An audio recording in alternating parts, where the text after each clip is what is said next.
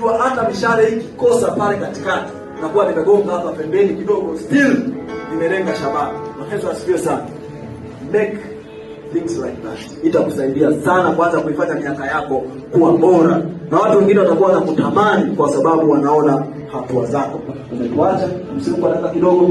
Muombe Mungu kwa kile ulichoelewa. Mimi sikwambii ni kitu kwa sababu nimeongea mambo mengi. Ila wewe ulichokisikia, mpe Mungu hicho. Mungu nataka nianze na hiki hata kimoja. Ukidhamiria ndio mabadiliko yatatokea. Usipodhamiria basi itapotea kila kitu. Dhamiria kwa hata kitu kimoja. Sema mwaka wangu 2026 utakuwa wa tofauti kwa kujenga nidhamu. Utakuwa tofauti kwa kuanza kushukuru. Utakuwa tofauti kwa kuanza kujitathmini na kuangalia hatua zangu. Neno la Mungu limeniambia anajidhania kwamba amesimama, angalia asianguke. Kumbe kuangalia ni kutathmini.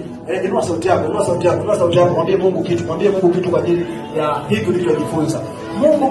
Mungu mwaminifu, asante kwa ajili ya somo hili, asante kwa ajili ya haya mambo ambayo tumejifunza yatakao ufanya mwaka 2026 kuwa bora na mwepesi kwa wanafunzi hawa na kwa kila mhandisi huyu aliyenisikia. Bwana, ninaomba nguvu zako zikapate kumsaidia atakapo apply haya tuliyojifunza. Let the divine help fall upon him or her in the mighty name of Jesus. Baba, neema yako ikaachiliwe juu yao. Aliyekuwa anakumbana na matatizo na changamoto za kiafya, Baba, 2026 apokee wepesi, apokee afya, apokee kusonga mbele, apokee kubadilika, apokee hatua mpya katika jina la Yesu. Aliyekuwa anakutana na kuchoka, Bwana, huo uchovu wa nafsi yake ukaondoke, apate nguvu mpya. Maana neno lako limesema, wamngojao Bwana watapata nguvu mpya, watapaa juu kama kwa mbawa kama tai, wala hawatachoka, watatembea kwa miguu, wala